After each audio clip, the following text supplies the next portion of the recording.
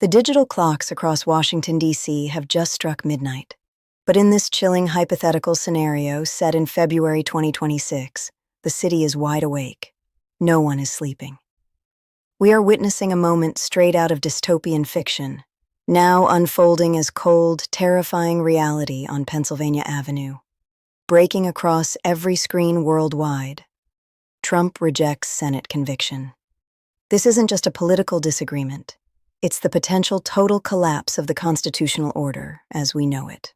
For the last several hours, the White House has transformed into a fortress of defiance. Reports indicate the president has physically barricaded himself inside the Oval Office and issued a final, defiant decree. He does not recognize the House impeachment. He rejects the Senate's conviction on charges of abuse of power and seditious interference with the electoral process.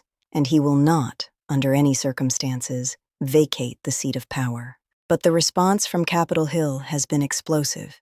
In an unprecedented move, congressional leadership has invoked dormant emergency protocols, claiming the commander-in-chief has abandoned his oath by refusing to step down. The word deployment is now active.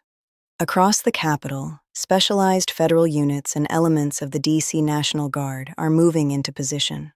For the first time in American history, there is a legitimate, active directive authorizing the use of force, if necessary, to remove a sitting president from the White House. To understand how we arrived at this precipice, we must look back at the chaotic landscape of the past year.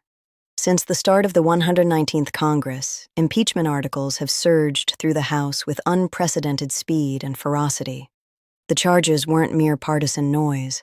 They were ignited by a series of high-stakes actions, the explosive release of unredacted Epstein files implicating high-level figures, the controversial Greenland initiative that strained NATO alliances to the breaking point, unauthorized deployments of federal forces into American cities under Title X authority, unilateral military action in Venezuela that captured and removed President Nicolas Maduro without full congressional approval, and public statements suggesting the 2026 midterm elections might require security rescheduling due to threats. When those midterm comments hit the airwaves, the impeachment clock finally struck zero. After weeks of secret testimonies and high-profile floor debates, the House impeached. Then, in a razor-thin Senate trial, conviction passed on two key articles: abuse of power and interference with the electoral process. Under the Constitution, this should have been the end. The vice president sworn in, the former president returning to private life. But this president has built his entire political identity on declaring the system his enemy. Within minutes of the Senate gavel falling, he took to social media, branding the proceedings a deep state coup and a rump parliament.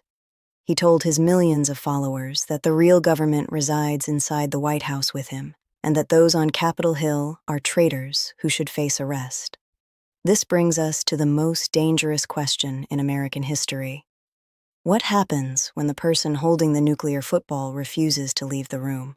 The legal framework is a nightmare labyrinth. The sergeant-at-arms of the Senate is responsible for taking a convicted individual into custody, but they have no army, only a staff and a ceremonial mace. The White House is guarded by the Secret Service, an elite force under executive branch control. If the president orders them to defend the perimeter and Congress deputizes military units to breach it, we aren't facing a legal crisis anymore. We're staring at the possibility of armed federal forces clashing inside the executive mansion. Congress, citing the Enforcement Act and an imminent threat to the Republic, has bypassed traditional civilian routes. They argue that by rejecting both judicial and legislative authority, the president is no longer commander-in-chief, but an unlawful occupant of federal property. Outside the gates, the scene is pure chaos. Protesters from both sides flood the Capitol. Keep the mandate crowds clash violently with rule of law marchers. The National Guard, once deployed by this president to patrol cities, now receives orders from Congress. Their loyalty is to the Constitution, not one man. Every soldier tonight faces an agonizing choice. Follow the orders of the man they've called commander for years, or obey the lawmakers declaring him a private citizen? The world watches in absolute shock. From London to Tokyo, global markets are in freefall. The US dollar experiences volatility usually reserved for failing states. Foreign leaders issue cautious neutrality pacts, terrified of backing the wrong side in what could become bloodshed. Helicopters roar low overhead. These aren't routine Marine One flights, but heavy-lift Chinooks and Black Hawks bearing D.C. National Guard insignia.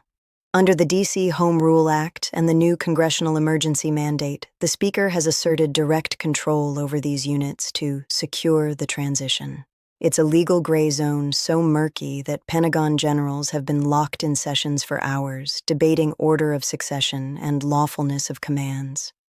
Inside the residence, the president is not alone. Flanked by loyalist advisors and a contingent of federal agents sworn to personal loyalty, this is the nightmare the founders feared most.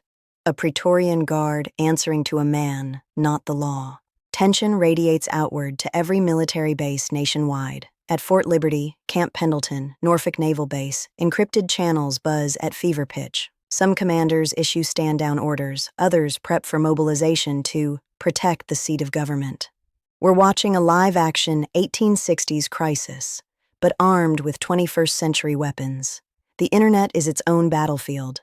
Deep fakes flood social media, the president surrendering, the speaker arrested. Power grids flicker in Maryland and Northern Virginia. Rumors swirl of cyber operations targeting the occupied White House. This isn't merely a leadership crisis, it's a crisis of the American soul.